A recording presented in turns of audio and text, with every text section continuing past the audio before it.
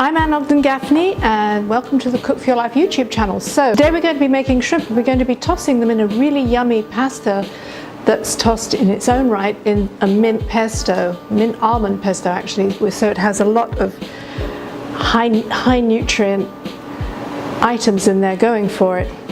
So the first thing I'm going to do is I'm going to mix a little bit of olive oil with some lemon juice, and I'm going to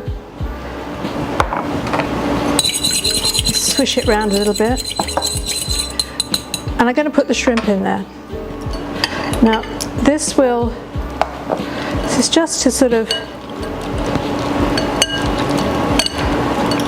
coat them, and also to start the cooking process, because I just want them to marinate a little bit in that lemony mixture. The shrimp have got a little bit white, and that's the acid in the lemon which has started them cooking. So now I put a piece of, this is a really fabulous grill, but honestly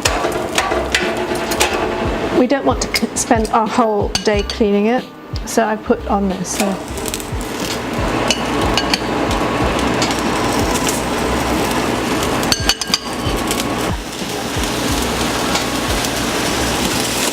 Now, the great thing about shrimp is it takes no time at all to cook. So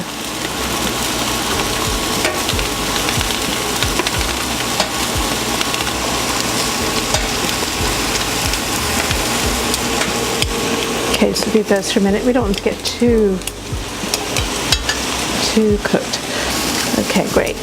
All right, so now we're going to put together the pasta, which I already cooked. So I'm putting some pesto in the bottom of the bowl. I'm going to toss the pasta in, and I've also got a little bit of hot water from the pasta itself. Put in to loosen up the pesto itself.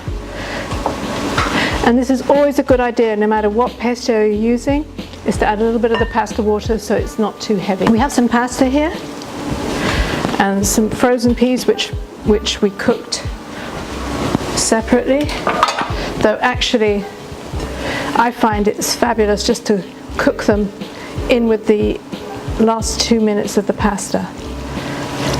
Now when you make a pasta like a spaghettini like this, it's always a good idea to cook it about a minute less than it states on the packet.